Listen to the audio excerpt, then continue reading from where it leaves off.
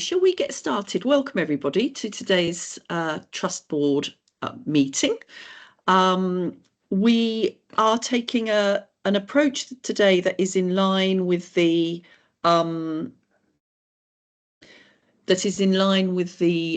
that we received from NHS England, that during the election period we should just focus on really essential business items in our public meetings. So that's what we're doing in this meeting today.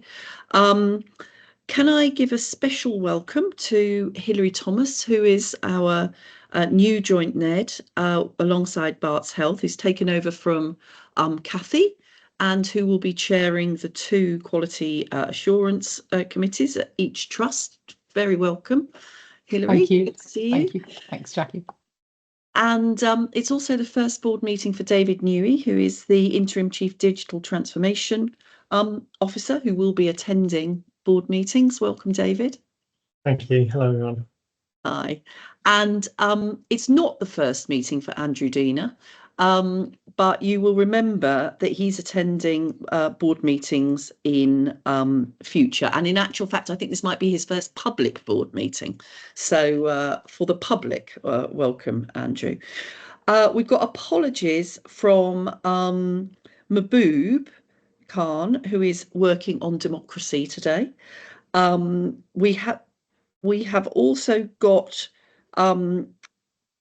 apologies from Shane, and I think that is it.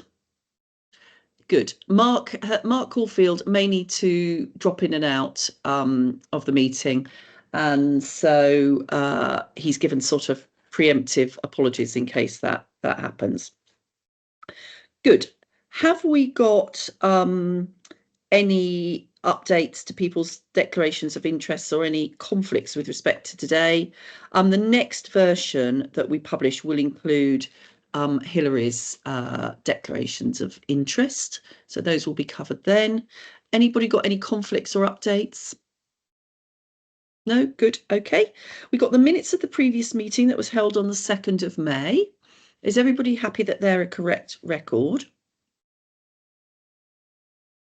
Are there any matters arising that aren't covered anywhere elsewhere before I go on to the action tracker?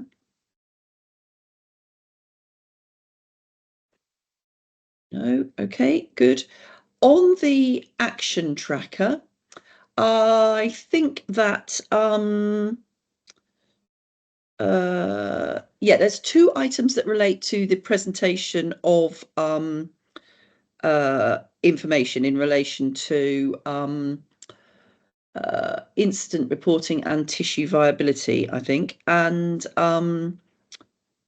where are we on that, Linda? Sorry. Yeah, so we've got two actions that are proposed closed in relation to the integrated report. That's the tissue viability action and the duty of candour action. And the third action for the integrated report remains open, and that will be ready for the meeting in September. And that's on PSURF. Got it. Yeah, okay, great. Thank you. And then we will be having a board seminar session on productivity and the challenges and the progress that we're making there. That's being arranged for October, or has been arranged, scheduled for October. And we will receive back in September, following the discussion that we had in the last board about action to tackle the issues around sexual safety that were raised by the staff survey. We will be bringing back a report on those actions in September, because if you remember that was an issue that the board was very keen to make progress on. We also have a paper on Trust Board membership to formally note that Hilary is a new member of the board, and we have already welcomed her, so that's good. And then on Chair's report, I won't do my normal Chair's report today, given what I said about the guidance around meetings. Matthew has the opportunity, however, now in his Chief Executive's report, if there's anything that it needs to be updated to the board. Matthew? Hello, Chair. Just a couple of things. One is Catherine's already mentioned that we're having a highly successful Celebrating BHRET events on the Queen's and King George's site over the course of the next fortnight. Particularly good to see 1,200 local primary schools there yesterday, local primary school children there yesterday, having a look at all kinds of information about careers in the NHS. We'll be celebrating some of our staff's educational achievements as well next week, and we've also got a memorial for some of the staff we've lost this year, so we're very much making it an opportunity to celebrate the contribution that the hospital makes to the community and also to celebrate our own staff. One or two other things, just a heads up, we've introduced David, who's joined us from his experience introducing the electronic patient record at the Royal Marsden to help lead BHRET through a major programme of digital transformation over the course of the next 12 to 18 months. So it's great to have someone with his experience on board, particularly given the scale of the challenge that we're facing up to. And also just wanted to mention that for those of you that know Queens and know the area well, we're shutting the multi-storey car park from the 20th of July for a while, and which I should say I've done some tough things as a chief exec, but there we go. After I think an initial reaction, I think the plans that the estates team have put in place to deal with it are strong, and I think we'll have a couple of weeks of disruption. But we have made provision for ill patients to make sure that they receive the treatment and support they do. And we're also working hard to make sure that the staff who are going to be most inconvenienced by this have alternatives in place. So they'll be closed primarily for the key 3 weeks from the 20th of July, which is the quietest period of the year. But it does mean that from the autumn, we'll have a good as new multi-storey at Queen's as well. And we've gone to extensive lengths to make sure that the local population are aware of that. We are hoping to be able to do a similar programme of works to upgrade the car park facilities at King George Hospital, subject to capital, later on this year as well. So I think they're probably, given the context, the main things I can talk about today. Thank you, Matthew. Are there any questions on any of those? No? Good. I mean, I can just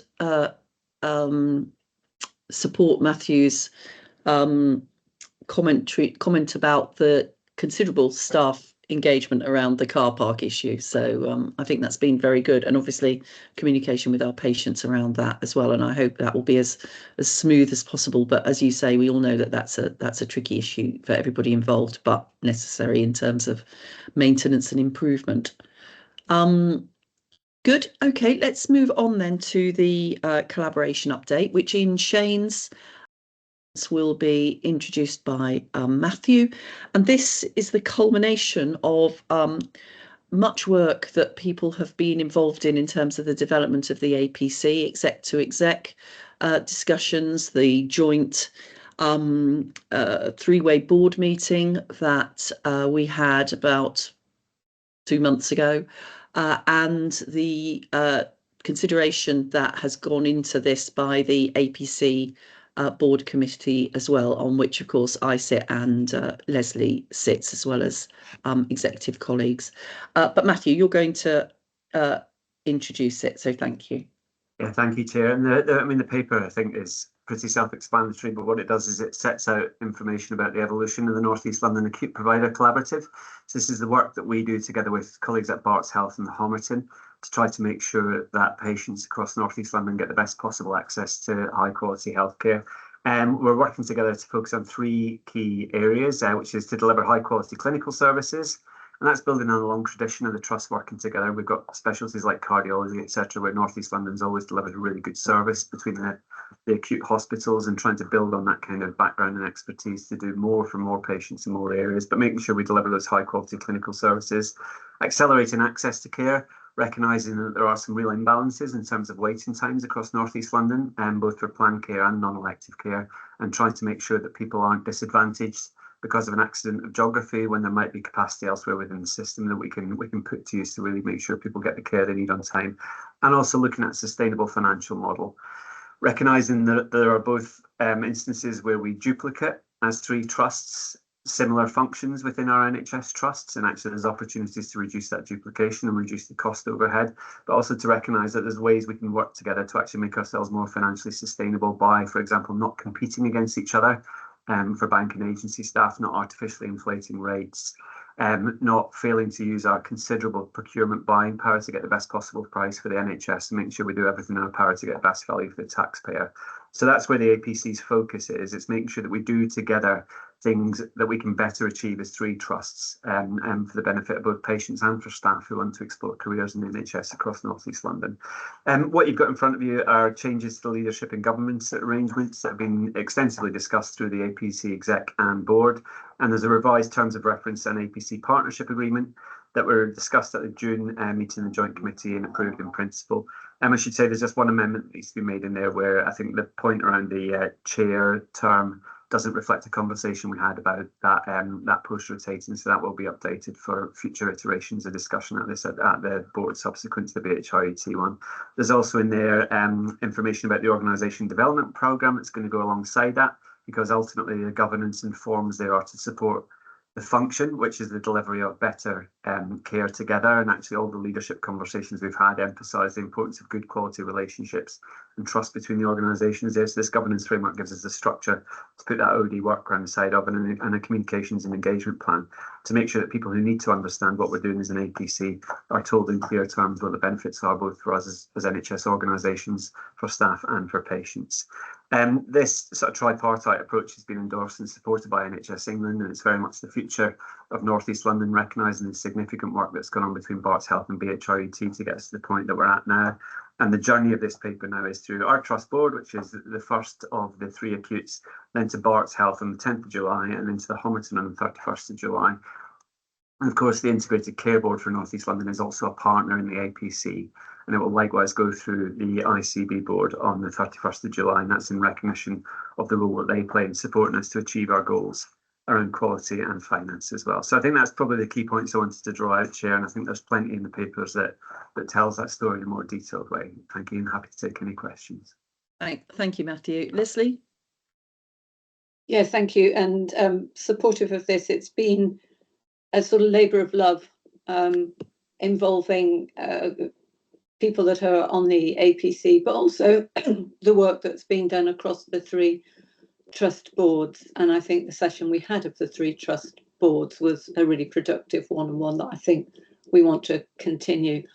I think it's positive that we will now have two non-executive directors from each of the three sovereign bodies and the three trusts. That will be helpful, and I think we ought to be really clear when we're agreeing this that in paras 22 and 23, where it says chairing arrangements, the version we agreed at the APC committee had that the chair shall be the chair of Homerton / the chair in common of BHRUT and Barts, and similarly the deputy chair should be either or of those two people, and that the way in which that works is obviously a matter for the APC, but the chair of Homerton has chaired thus far, and I think the intention would be that the chair in common of BHRUT and Barts would take over the chairing of that, and the chair of Homerton would become the vice chair. So I just think, for absolute clarity's sake, rather than saying this may be resolved later, we should be really clear that we are agreeing this, but what we are doing in agreeing it is we want to make an amendment to 22 and 23 to be really clear that this is the chair of both organisations, our chair and vice chair, and that gets sorted out at the APC committee rather than anywhere else. But apart from that, this is very good. It's been a long time coming, and I think we should just be very supportive of the position that we've reached. Thank you, Leslie. Sue? Thank you, Chair. Agree with Leslie. Great piece of work. Matthew, for me, the critical thing is how are we going to know if we've been successful? So we've got three focus areas, all of which are entirely the right things. But could the APC perhaps come back to us as quickly as possible with, and how will we know that we've been successful? So what are our measures of success, short term, medium term, long term? Thank you. Thank you, Sue. Yeah, that is that ability to be able to make and measure and demonstrate impact is something that we quite often talk about at the board, and you're absolutely right to challenge, because this is not a governance operation. It's a improving access to higher quality care for people across North East London activity that we're engaged in. So yeah, thank you for maintaining the pressure on that. Marta? Excuse me, thanks very much. Just one other thing to add to Sue's comments. I'm just trying to find the relevant paragraph, but there is somewhere in the document talk about pooled resources, and which no doubt will be needed to carry out some of the activities of this collaborative. So I was actually wondering how, I mean, it doesn't have to be resolved today, but if BHRUT is going to contribute to our financial pool from our own resources, we will need some kind of reporting back as to how that has been discharged. Otherwise, we may well have difficulties with our annual audit, except if the amounts are trivial. So just something to close the loop on. Thanks.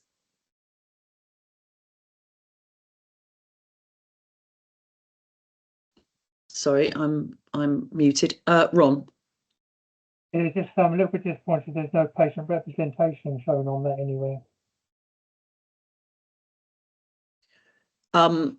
That's a fair point, Ron. And one of the things that we had previously talked about in the board and will be important with respect to the development of the clinical strategy, which is one of the key priorities across North East London, is how we do the broadest possible patient engagement. Matthew, do you want to respond to anything else and round up for us? Thank you. I think Marta's hand's up there, Chair. I think it's. Was that Yeah. okay? No, yeah, that was the finance, the resources point. Understood, thank you. Yeah, I think resources. We're still working to crack this really, because I think the trusts are. We've sort of part funded posts. We've seconded people. We've made. I'd say relatively interim arrangements around some of the resourcing of this, and I think over the course of the next 6 months we do need to solidify some of these arrangements so we've got a stronger idea of how the programme looks going forward, and some of that's to do with the ICB's funding and our funding kind of conversion and getting them into the right place. I think very much to Sue's point, there's only point in doing this if it does lead to clear, demonstrable improvements for people. Because we've got plenty of other things to do as well, and I think that's why we're really making sure we look at these dimensions of access times, which is something where we've got real transparency across North East London about the kind of quality benefits we can demonstrate we've got from other similar networks of care, actually, and where I think there's opportunity for us to do more on that. Some of the fantastic work we've done in critical care in recent years, for example, and some of the inequities in access around other services like cancer that we need to address to create a fairer playing field for people. And I think certainly on the finances, as we'll hear from Mike later, we know as a system, actually, the acute trusts, in fact, all the trusts in the patch are in a very tough time at the minute. And actually, those opportunities to reduce waste by using our spending power together and by cutting our costs together, I think it will be pretty clear to all of us whether we're getting the benefit we want out of this. But just to echo what the chair said, it's very much part of the discussion in the APC working groups to make sure we get the right value out of it. And I think Ron's right about the patient impact, to what extent patients need to know everything about what the APC is doing, I'm not sure. What they certainly need to do is feel the benefit in terms of improvement in services locally. But I think it's a point very well made by Ron. And I think Marta also, I think the other element of Marta's point was we need to think about how, in terms of the if you like, the governance and audit, we need to think about how we report back both the resource allocation and the resource use to the separate boards within the APC. That was going to be the roundup. Is this something new or so actually it was clarification on which paragraph I was referring to. It's paragraph 7 at the bottom of paragraph 7, page 33. It implies that there's going to be a contribution to a central fund to do stuff. So that was the one in particular I was referring to, but I think you've covered it by your comments, Jackie. Okay. Good.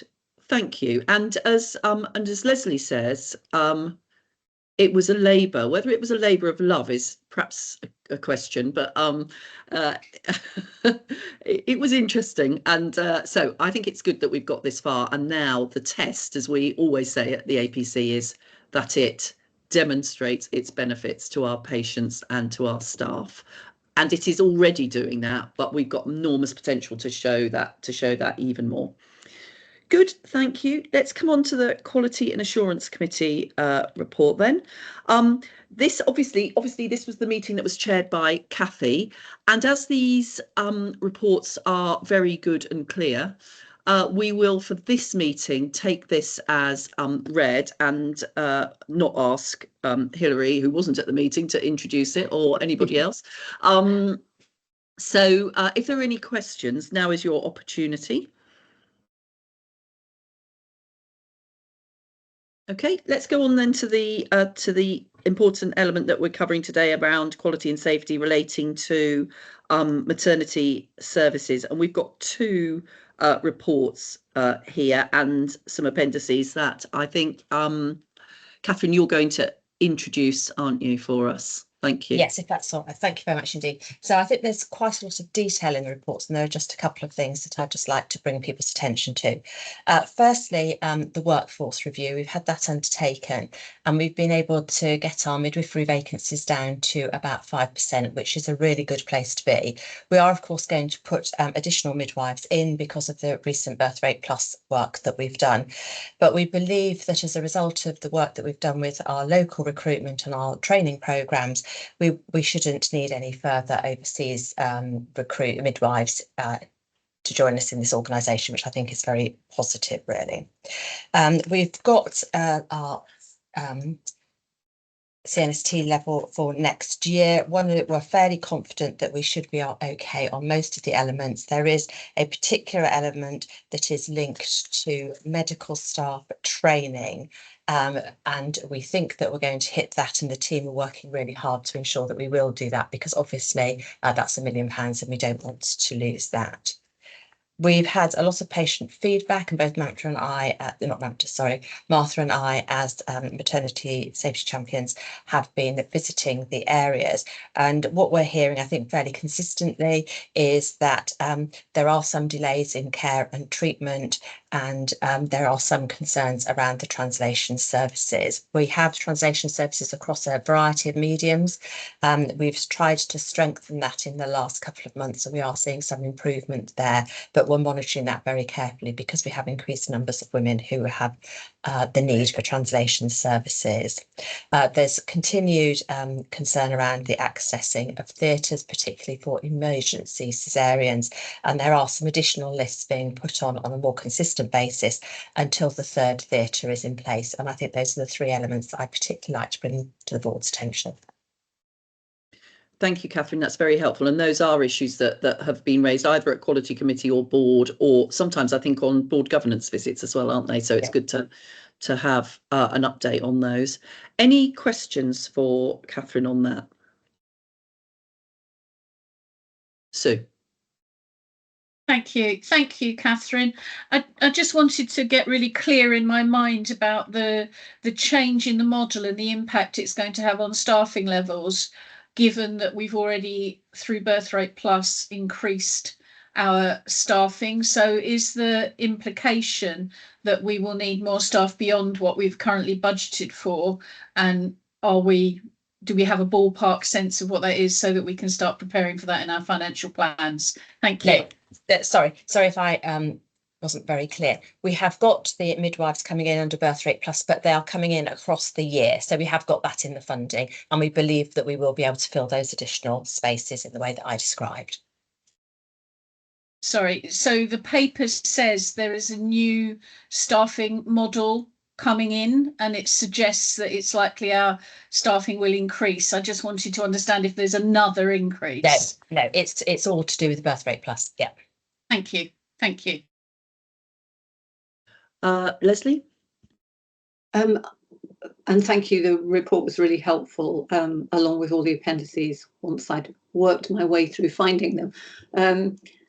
It might be a question that's more for Mamta than you, I don't know, but it was a question about the training, and particularly it was if you were saying that the lower levels of compliance are amongst medical staff, and I suppose the question is when are we going to get those levels of training up to a level that we would want them to be? What's the programme for us doing that? So I can answer that initially. We have a programme in place. They should be compliant by the end of October, which will mean that we are compliant with CNST. Was that what you were going to say, Matthew? Probably less accurately, yes. Good.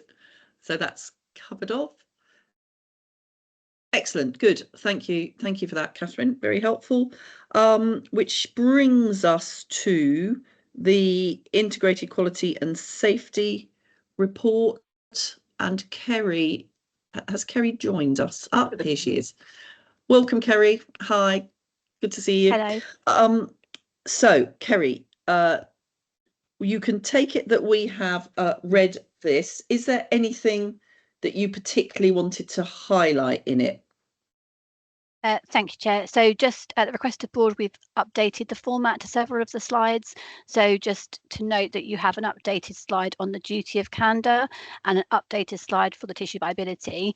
The duty of candour slide, apologies for the commentary that's involved, but because we've taken the decision to present both the statutory duty of candour, but also the duty of candour that comes with the PSERF changes. That's why it's quite wordy in the commentary, but we thought it's important to present both the statutory and the PSERF duty of candour. That's all I wanted to pick out, Chair. Thank you. Okay, good. Thank you. I've got a couple of points. First of all, and this is sort of my slightly constant moan. The first line of our first bullet point says incident reporting remains above the trust target of 45 per 1,000 bed days consistently. And we keep saying, don't we, that if you start a report by saying it's above a target, it sounds as if that's a bad thing. But my understanding was actually our aim is to encourage incident reporting, and if we have targetry, it's around the proportion of those incidents reported that are harm compared to no harm. This just has a sound of thinking it would be a good thing if fewer incidents were reported, and I definitely don't want that to be the impression that the board is giving. And then just the second point that I wanted to reflect on is that the first bullet in the cover sheet around caring. Very good that the patient experience team has had their 5th patient panel session for the emergency department. Really important way in which we can engage patients more broadly in improvements in the service, in challenging where things are not working appropriately, and informing improvement as well, which is really good. And as a reminder, it is now our intention in terms of patient stories in the future that those patient stories come from that really detailed work that's happening as part of the patient panels, so that they can bring some of that really important work to the and patient voice to the board as well. Do you want to comment? You don't need to comment on my second bit, but do you want to say anything about my first bit about incidents? Yeah, thank you. We'll take that away. Like you say, we want to encourage people to report, especially no harm and low harm incidences. And it's something that we do keep a metric on this month, particularly in the quality and safety meetings locally and the subcommittees that we've had. We've really encouraged that low and no harm reporting because it's important that we pick up those near misses for learning. So thank you, Chair. I'll take that back to the team. Thank you. Leslie? Thank you, and thank you for including the duty of candour data now, and that's really helpful to see. I mean, I know we're below our target on that, but it will be good to see over the coming months when we look at this where that one gets to. The other issue I wanted to raise was on complaints. Sort of two things. One, we seem to have dipped down in terms of the response on time, but I suppose more concerning was the comment about the quality of the responses being inconsistent, and they're becoming more clinical and not answering the basic things. And I think most people, when they have a complaint, actually just they want it to be understandable and empathetic. And if we're becoming quite clinical, we're probably not being as empathetic and understanding and comprehensible to people as we should be. So I suppose my question was, who is it that signs off these complaints, and who is dip checking the quality? And I know we raise this often at Barts, and at Barts it's the hospital chief executives that actually sign off and have to see all the complaints. I'm not suggesting Matthew should have to do that, but it's who is it at an senior executive level that is dip checking the quality of the responses we get? So I always think I remember Ben Page telling me once that you could tell an awful lot about your organisation if you just read every 10th letter that went out from your organisation to the public, because it would tell you the way in which you're communicating with people. So I suppose my question is, who at an executive level is just looking at some of these in order to just check the quality? Because it's all very well responding in time, but if we're doing it in a way that just doesn't meet people's needs, it's more work for us, because all it does is means they write back, and it just creates a cycle of complaints and escalation rather than actually just dealing with it by doing a high quality, timely response. Catherine, did you put your hand up to respond to that? Or Yes, you're yes, I did. Yeah, okay, fine. Respond to that, and then I'll come back to Ron and to Mamta. Okay, so Mamta and I sign off all of the responses, and in our absence, one of our deputies will sign them off. If there is a lot of clinical language in the letter, we send it back to be rewritten. So I think that's just an observation of that we are sending them back, and we're starting to do a bit more work with the clinical groups on the quality of their responses.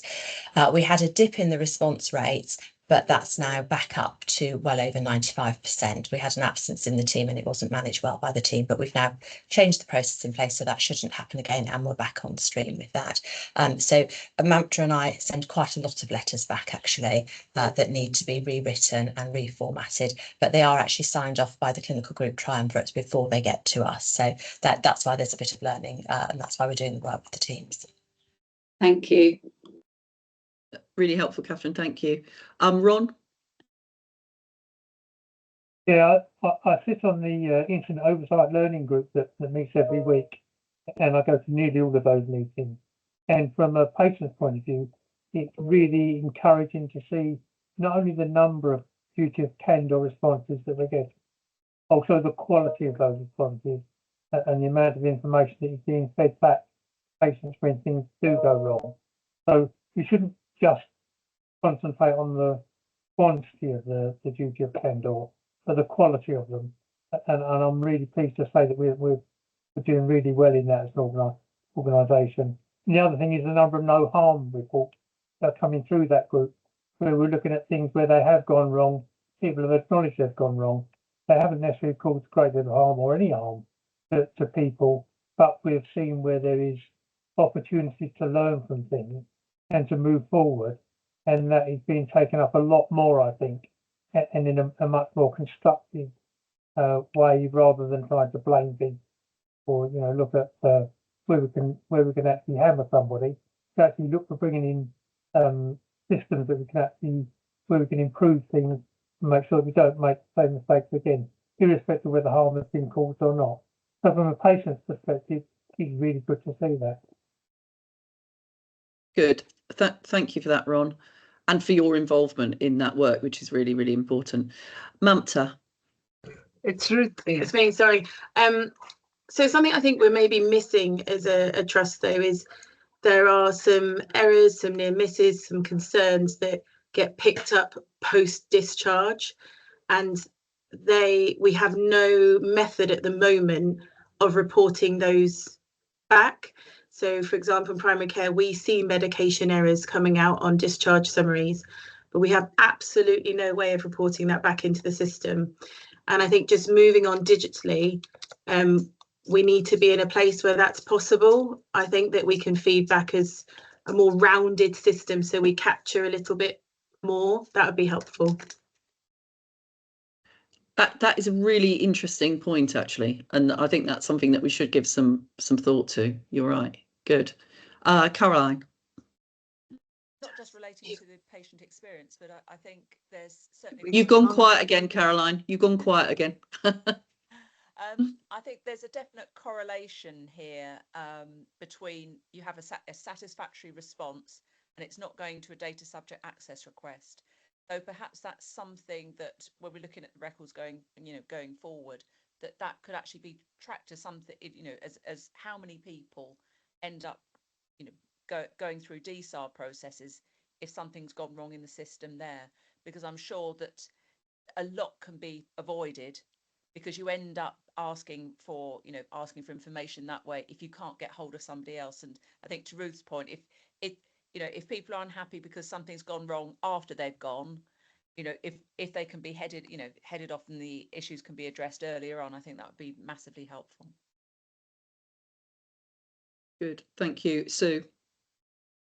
Thank you. Changing the subject slightly, I note on the staff sickness data that the data's not actually been updated since November 2023, which troubles me because we don't therefore know whether we've got any challenges around staff sickness. So there is some narrative, but it says that the graphs haven't been updated. So could somebody just put my mind at rest that we are getting data and we do know where we're at and that we don't have any underlying sickness challenges, please? Thank you. Janine? Yeah, I think what this is referring to is that there was an issue, a switch in the systems that were being used. We do, have I frozen or am I back? We can hear you. Okay, great. Okay.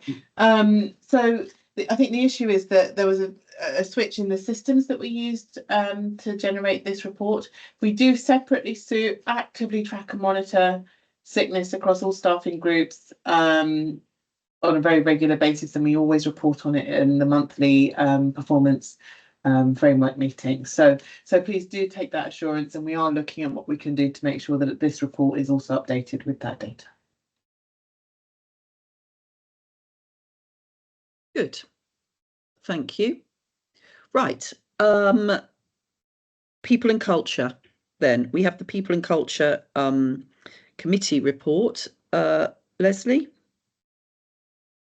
Yes, the reports here in front of you, there were a number of things we discussed which are actually coming to the Trust Board in September. So I won't say anything very much about those now because they're coming in September in any event. So I think I'm happy to take any questions because I think the substantive things we talked about are all coming to September's board. So in the interest of brevity, I'll shut up there. Thank you. Good. Everybody else is following your example. And as you say, rightly, there are things that partly for the reasons that I suggested at the beginning, we're not doing in this meeting, but we'll have the opportunity to look at in more detail and with more background in September's meeting. Finance and operational performance. Sue, I think, are you going to do this in Mahboob's absence? I am. Thanks Yes. very much. Sorry, Leslie caught me somewhat askance, so I haven't got it No, up on my screen. Like we're cantering through. Yes. Okay, so in the same spirit, there are a number of items for finance and audit when I get to it that are on agendas in their own right. So I will just pull out some highlights. We've been through a number of business cases, at least two of which are coming to board, two of which we felt needed a little bit more work relating to affordability. So we've asked for those to be resubmitted to the committee. We received a piece of work on a thing called patient level costing, which is one of those delightfully academic and technical things that the world of finance are employed to do on an annual basis. And we are very fortunate that we have a very strong team working on this for us. But the reason I'm highlighting it is because I think it will become the basis of a lot of the work we do in driving out financial waste through our programs of work. So it's a really critical thing and we're very good at it. And I just wanted to highlight that to you. The Finance Committee is now also the committee that will monitor the work on freedom of information status. So that was something that we raised in the annual governance report, and that is now going to be monitored regularly. And in terms of the BAF, just to highlight, we received for the first time the initial workup for the BAF for strategic design and partnership. So that's now making good progress, and we will continue to monitor and work on that. I think that's probably all I wanted to highlight, Jackie, because you've got a couple of reports coming through imminently with the details. Happy to Great. take questions. Thank you, Sue. Are there any questions or comments on that? Okay, let's move on to the integrated performance report then. Fiona. Thank you. I will be brief. So delighted to continue to report strong performance in all UEC types. The May position was 79.3 on all types, and that's a continuing improving trajectory as we've been reporting for the last, well, probably 12 months now. Type 1 again, improving our performance slowly but steadily, but a bit more work to do, but I'm confident that we've got all the right ingredients now to continue to keep that ED department working as efficiently and as well as it can be. Our type 2 has been a bit of a journey, and our ophthalmology team have worked really hard and really delivered very, very good quality turnaround times, lower than 4 hours in our eye casualty, with a bit more work to do in our gynae service and a bit of reprofiling around that.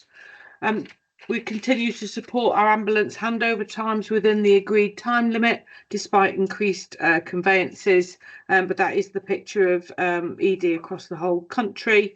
And mental health continues to be something we're working collaboratively across the system with providers to improve in terms of time and patient experience.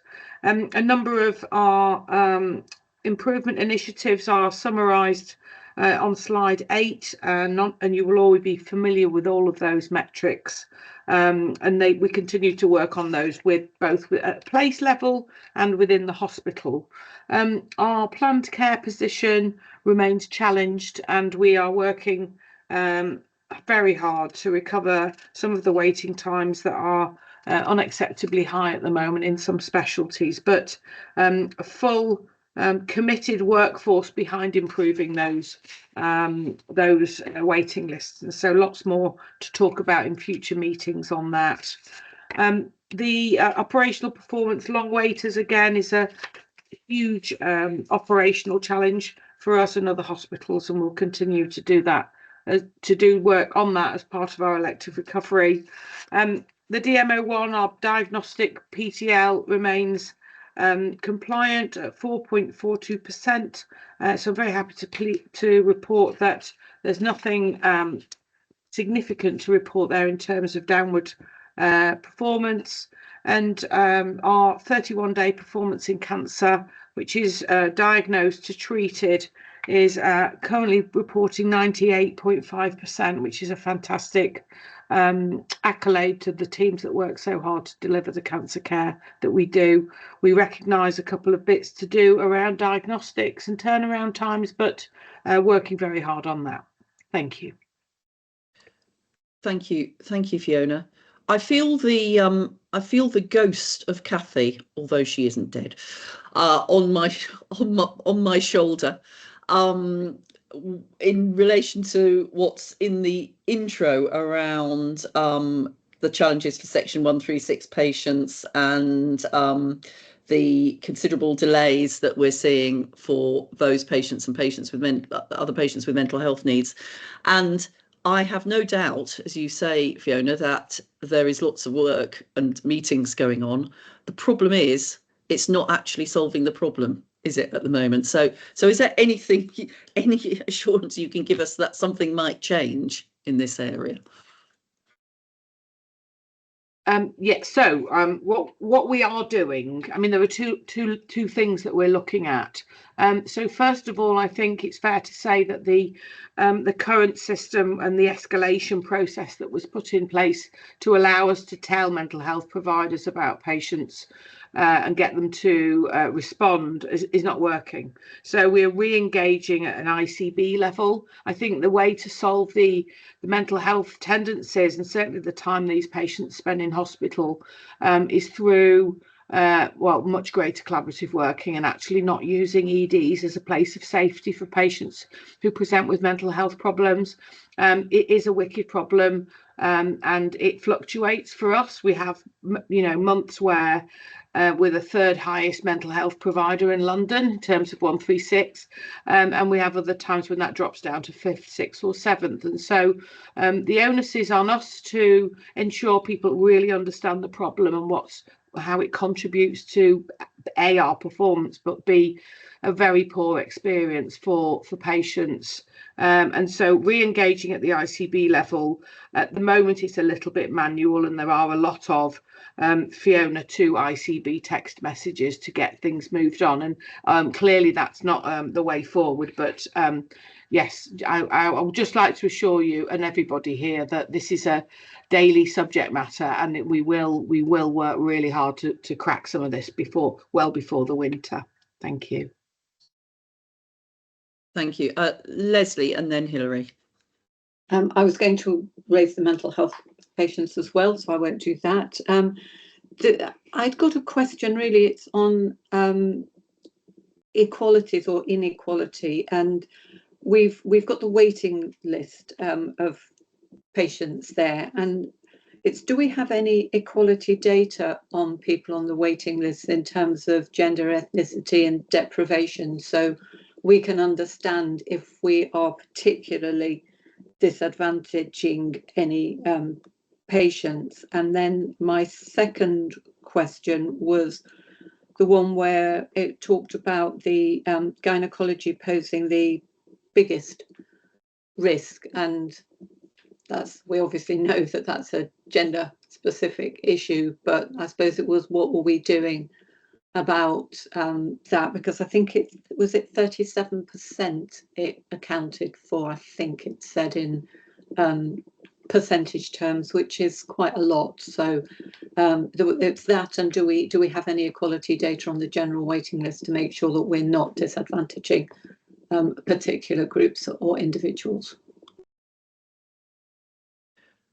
I'll tell you what, I'll take Hilary and then you can respond then.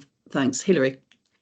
It was to endorse the point about mental health. Actually, I think Kathy's clearly has a lot of influence, because it was one of the points that I picked out when I read the papers. And also it comes out in the finance side as well. So it's not just a quality issue. It's not right for the patients, but it also is expensive for us and the system. I am aware of at least one other ICB that's doing something quite innovative to try and keep these patients so that they go to the right place of stay when they're first admitted. Happy to take that offline, Fiona, and have a discussion about it. But I do think an ICB solution ought to be, brokerable at least. So. Great, thank you. Fiona. Thank you. So Leslie, the waiting list and equalities, we regularly review the whole of the North East London waiting list, both at provider level and specialty level, with an equalities lens. So just to reassure you that there is a population-based assessment of that, but it does drill down to individual providers and individual specialties. Last time we looked at that data, there were no statistically relevant data points that warranted further discussion. However, what is clear, as you mentioned, is that the experience that women have in our population, and actually the whole of London, if I may say, this is a similar picture in all of the London ICB. So the honest statement is women are not getting a good deal from our health services at the moment. The size of the waiting list it's the biggest waiting list we have at BHRUT, nearly 8,000 pathways, and that's well over 10% of our PTL is women. 55% of those women have not seen anybody yet, and so I hope you can tell you're speaking to the converted on this one. So the answer to your question is, what are we doing about it? Well, I think the ICB response would be that we're opening women's health hubs, and we're trying to find alternative ways for women to access health services without joining a waiting list and to see a consultant. So that's a really welcome development. The real situation we're in, however, is that the women's health hubs will take a while to establish. They won't hit the ground with large capacity. So, you know, changing the pathway for women en masse very quickly is there are rate limiters in that. So I won't talk any more about it, but I would be very happy to, if the board would like, to bring a more detailed recovery proposal around gynae services at a future meeting, if that's okay. Thank you. Jackie, in the interest of transparency and the way in which at Barts we do have equity data, could we, because I'm really glad you're looking at that, Fiona, but actually as a non-executive director, I see that data for Barts in terms of waiting lists, but I don't see it for BHRUT. So could we include within the data something that actually shows us that equity, through that equity lens, so that we can be assured that there isn't any disproportionate impact, or that there might be, and then we can challenge, because that would be really helpful. I think great, that's a good idea, and it's had a thumbs up. And just to say on the women's health point, because as Fiona rightly says, particularly the access to gynae services, but other issues as well, I suspect, have created this real inequality for women. And the ICB is also, and I have been involved in helping with the planning, organising a women's health conference across North East London. It should have been on the 26th of June, but had to be postponed until September because of the pre-election period.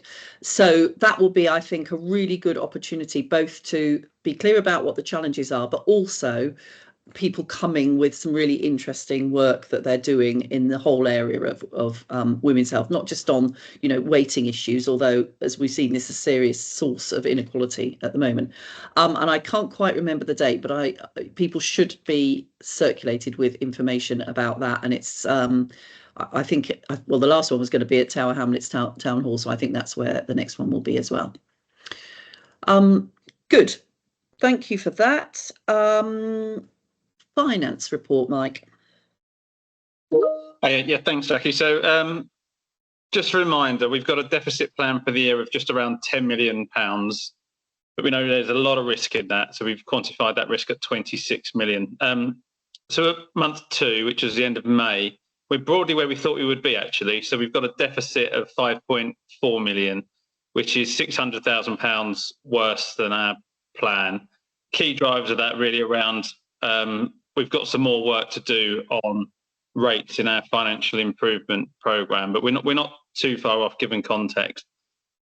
But it's worth noting, and on the exec summary page, it does try and show how much improvement we need to make quarter by quarter. So we have planned for a 7 million deficit in quarter 1 and a 3 million deficit in quarter 2, and then to be break even effectively for the second half of the year. So we are on track for our plan, but there is significant improvement that we need to make in our monthly run rate. So overall, you know, judgment is that the level of risk remains broadly similar to where we were. So we need to keep that focus on improvement. North East London, just for a bit of context, is 17 million off plan at the moment and has a deficit of 35 million. The annual deficit plan is 35 million, but there was some kind of improvement towards the back end, which would improve the run rate. So kind of as expected, it's a really challenged financial picture at the moment. I'll stop there, Jackie, and take questions. Okay, thank you.